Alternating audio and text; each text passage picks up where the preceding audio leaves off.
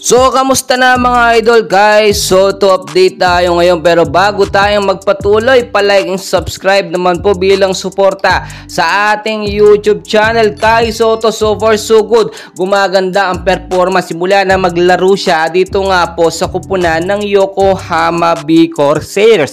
Sa pagkakatong ito, yung huling game nila kontra dito sa kupunan ng Mikawa. And nakita nyo naman yung performance ni Kai Sotto, hindi po nagbabago, mas nag-improve pa nga siya. Mababa lamang po ang kanyang playing time dito sa game 2, which is nagkaroon lamang siya ng 12 minutes of playing time with 6 points and 2 rebounds. Pero kung titignan nyo, pinalakas ni Kai Sotto ang kanyang depensa sa ilalim. Though hindi naman siya malagi nakaka-score, dahil syempre bago pa lamang itong si Kai Sotto, hindi pa ganoon nakukuha ni Kai ang tiwala ng kanyang mga ka-teammate, especially itong head coach nga po ng Yokohama.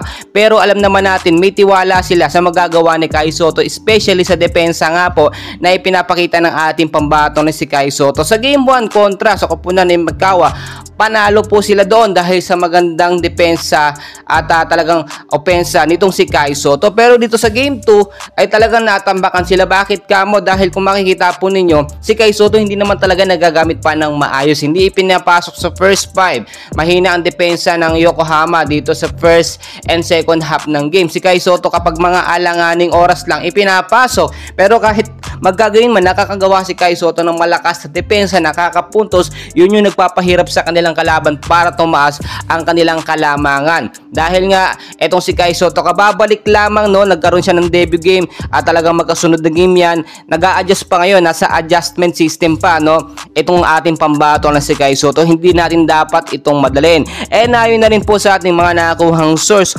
humanga nga po etong head coach nga po ng Yokohama sa pinakita nga pong performance ng ating pambato na si Kai Sotto. Do alam naman natin mababa yung kanyang puntos na naipakita o naitala, maganda naman ang performance na nakita natin. So far so good sa improvement ng ating pambato na si Kai Sotto. May mga nagsasabi kasi ito nga si Kai Sotto pagkagaling sa injury, siya lang daw ang hindi nag-improve. Siguro hindi nyo nakita yung mga unexpected moves si Kai Sotto, kung paano na siya gumalangoy. Hindi siya basta-basta nababa o tumatalsik kapag nagsiksikan o ginigit-git siya ng kalaban. At itong sa Mikawa, alam naman natin may mga ex-NBA player dyan na nakatapat ni Kai Sotto, which is tumatak na talaga dito sa game nila. And well guys, marami pa tayong kaganapan yung next game po ng Yokohama. Abangan natin, kahit po nasa pinakamababang standing sila o mababang standing itong Yokohama, posible makabawi kapag sunod-sunod po ang kanilang pagkapanalo. Please guys, pakisuportahan naman ang ating pambato na si Kai Sotto, and please wag na wag niyo pong kakalimutan mag-like and subscribe for more Kai Sotto updates. Maraming salamat.